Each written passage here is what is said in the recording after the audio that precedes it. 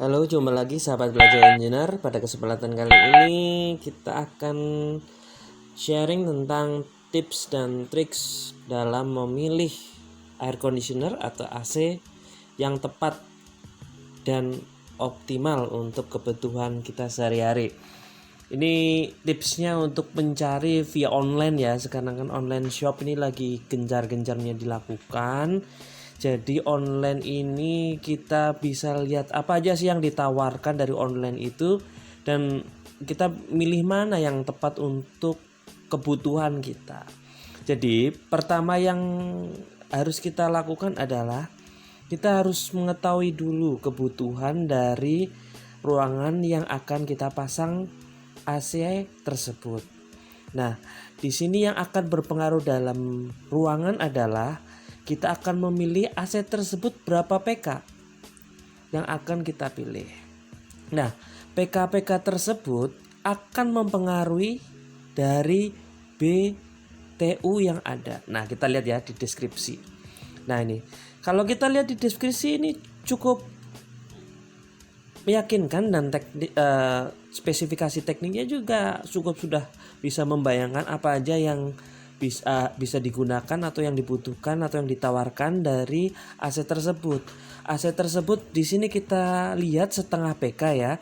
Setengah PK itu berapa watt sih kira-kira? Nah, di sini sudah dilihat, sudah ditawarkan atau disampilkan 375 watt. Nah, dari 375 watt tersebut itu dia menghasilkan berapa BTU? Nah, BTU tersebut dapat menghasilkan 5000 BTU. Apa sih BTU tersebut? Secara simpelnya, BTU adalah kemampuan dari AC untuk mendinginkan suatu ruangan dengan ukuran tertentu. Nah, ukuran-ukuran tertentu tersebut yang harus kita ketahui dan harus sesuai dengan nilai BTU yang kita beli atau peralatan yang kita beli. Nah, sebagai contoh di sini sudah bagus sekali. Sudah ada tulisan maksimal luas ruangan 10 meter persegi. Nah, di situ sudah dijelaskan bahwa dengan menggunakan AC dengan setengah PK tersebut dan BTU 5000 BTU tersebut, dia bisa mendinginkan ruangan hingga 10 meter persegi.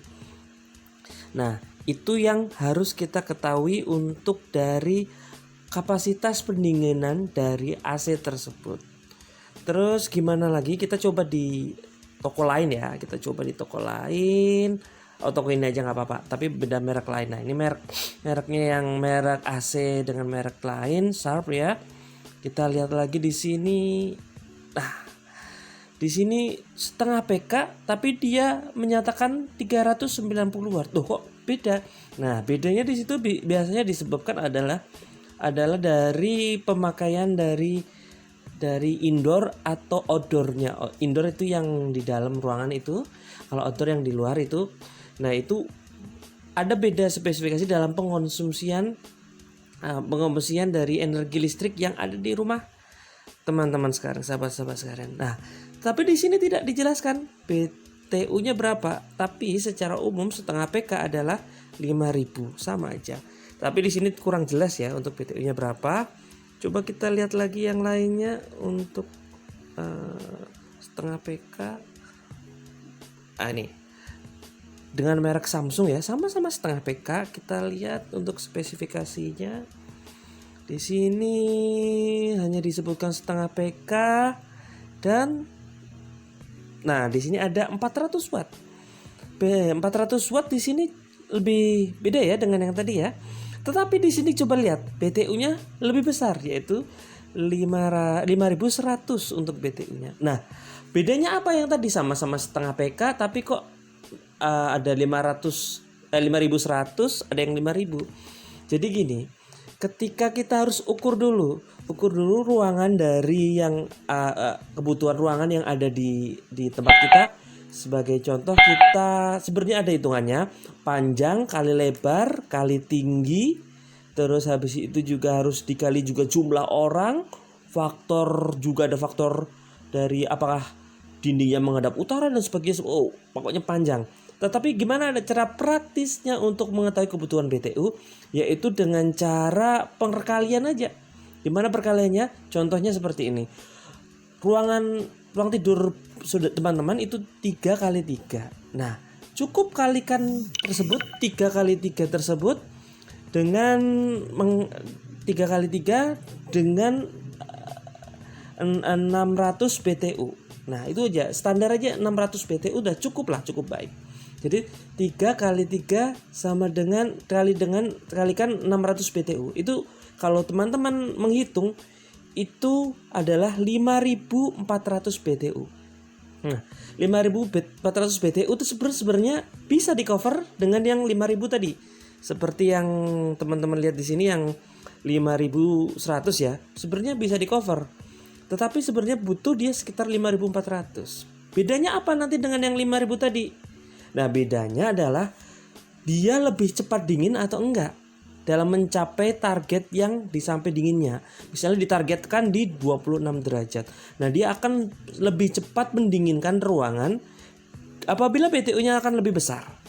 Ketika BTU-nya lebih besar, maka dia akan bekerja siklus selanjutnya. Nah, di sini kita lihat spesifikasinya bisa ada namanya smart work. Ini save energi. Nah, save energi tersebut dia dapat mematikan kompresor yang ada di luar. Nah, hal itu juga dapat membuat konsumsi dari energi yang ada di konsumsi dari AC tersebut akan lebih irit. Jadi gitu ya.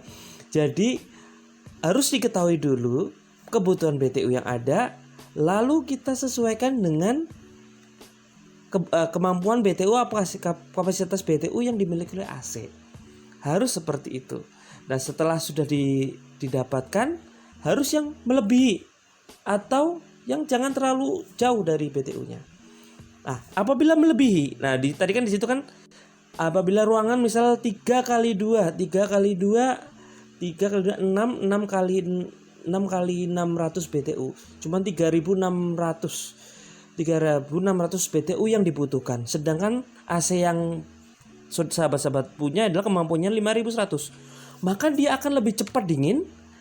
Ketika sudah cepat dingin, dia akan mematikan kompresor yang di luar. Itu akan lebih hemat lagi untuk kemudian harinya. Kenapa? Karena di situ dia akan menghemat pemakaian listrik. Jadi tepat dan cocok untuk pemakaian yang ada di dalam ruangan tersebut. Jadi sangat penting sekali apabila kita membeli online shop menggunakan untuk membeli AC, kita harus mengetahui dulu spesifikasinya. Dan nanti saya akan cantumkan link ya untuk teman-teman di bawah komentar ini yang mungkin yang lebih praktis dan efisien, bagaimana cara melihat kebutuhan BTU dan kebutuhan yang lain-lainnya yang berkaitan dengan AC supaya teman-teman dapat memilih AC yang tepat, yang cocok dengan cara pembelian secara online. Oke, semoga bermanfaat. Sampai jumpa di konten berikutnya.